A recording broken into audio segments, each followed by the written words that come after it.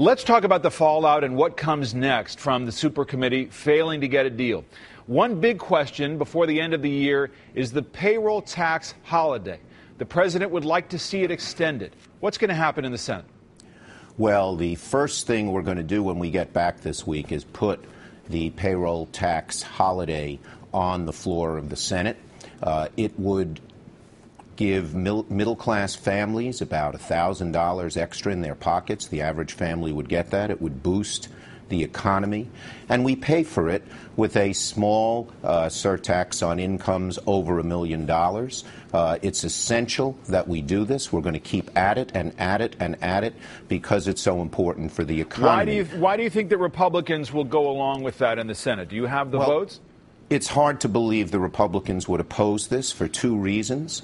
First of all, they've spent so much time fighting to preserve the Bush tax cuts for the millionaires. It's hard to believe they wouldn't want to preserve a tax cut for the middle class. That's number one.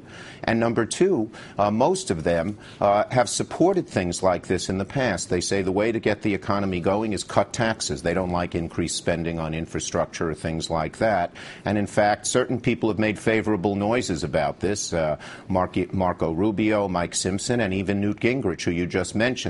On the other side, of course, is the man who has a great deal of clout, who you're going to have on the show right after me, Grover Norquist.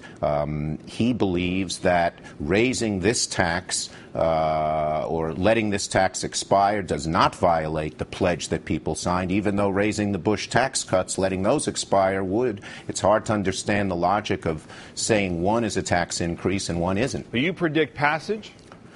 Well, I would hope we would pass it. I think it's very hard for Republicans to vote against this, given their past history of defending the tax cuts for the wealthiest among us. If it doesn't pass once, we're going to put it on the floor again and again. And we would be open to other ideas of paying for it if this one fails. The other prospect is unemployment benefits, emergency unemployment benefits that would expire at the end of the year. Will you push for those to be extended as well?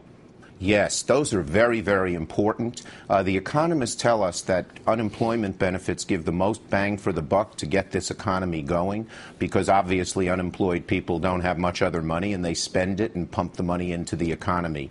That's essential, and it's also humane. I have so many constituents, David, who have been searching and searching and searching for jobs. They're not lazy. They've worked their lives 20 years and then lost their job, and to now put them down and out would make no sense at all.